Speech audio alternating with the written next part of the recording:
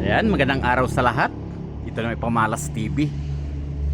Ayan guys, di bali ipapakita ko guys sa inyo ang ating tanim na ubas Ayan, ito ang tanim na ubas. Dahil ito nga, napatunayan natin guys na ang ubas pala ay pwedeng mamunga kahit sa mainit na lugar Ayan.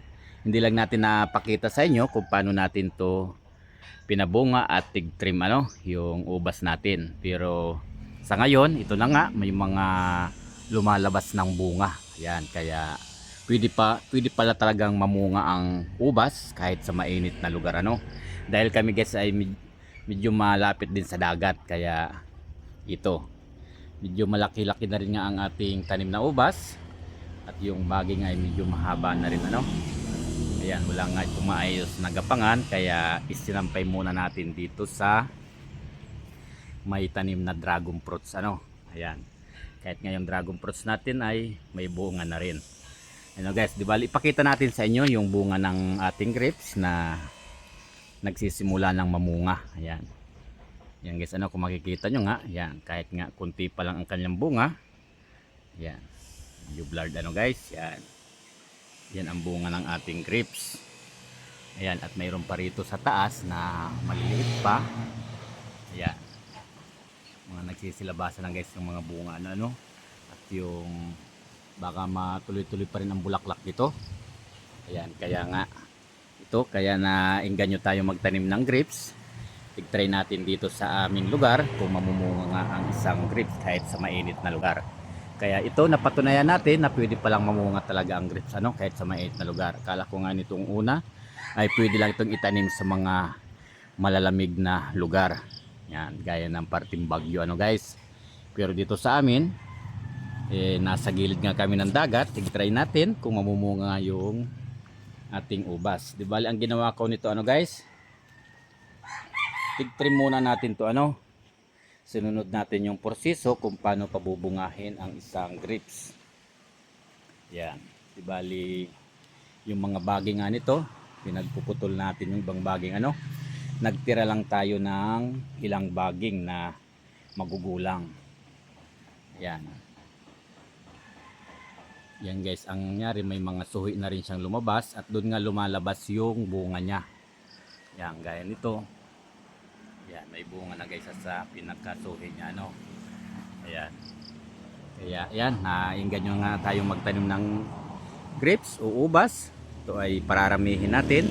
At yung kinuha nga pala natin na suhi ng inalis natin dito, ito ay pinapatubo natin at pinapaugat natin para may maitanim tayo uli na ibang puno ng grapes para dumami sila kasi ito guys ay isang puno lang to, matagal na rin natin itong itinanim, hindi lang natin maasikaso at pinag-aralan din natin kung paano pabungahin. Ito nga ang ginawa natin, yung tig-trim natin, inalis natin lahat ng sanga, hindi natin tinira ng dahon, nagtira lang tayo nung magugulang na sanga.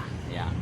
At ang nangyari nga yon, lumalabas dyan ang bunga. Kapag mayroon sumibol na sanga, doon lumalabas yung bunga ng grapes Kaya yan, ito guys ay nasa gilid lang ng ating bahay, ang ating grapes yan. Kaya yon, talagang para sa akin, napatunayan natin na pwede talagang mamunga ang isang grapes kahit sa mainit na lugar.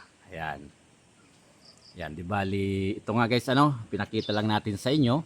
Baka sa susunod guys, kapag ito ay pabubungahin natin uli, bibidyohan natin kung paano tayo mag-trim nito kung paano natin ito pabubungahin uli. At yung ibang diskarte na ginawa natin dito. Ito guys ay mga magit na rin to ng 3 taon yung tanim natin na grapes. Kaya noong una ay makapal to. Kapag makapal pala guys ang grapes ay hindi basta-basta namumunga Ayan, kaya kailangan natin talagang i-trim para lumabas ang kanilang mga bunga. Siguro kung bubunga naman to ay kukunti lang kapag hindi natin tig-trim o sinunod natin yung proseso sa tamang pagpabunga ng isang ubas. Kaya ganito nga ang ginawa natin, tig-trim natin, kaya yan, may mga lumabas ng mga bunga.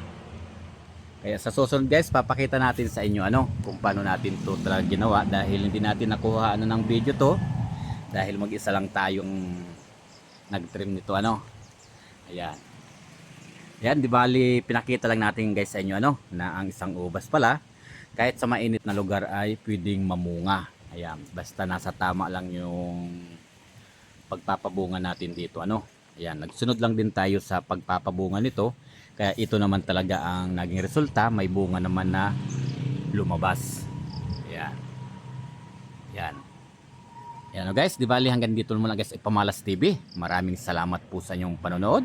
Kung may tanong kayo guys ayan, comment lang kayo guys sa baba at baka masagot natin yan. Ayan.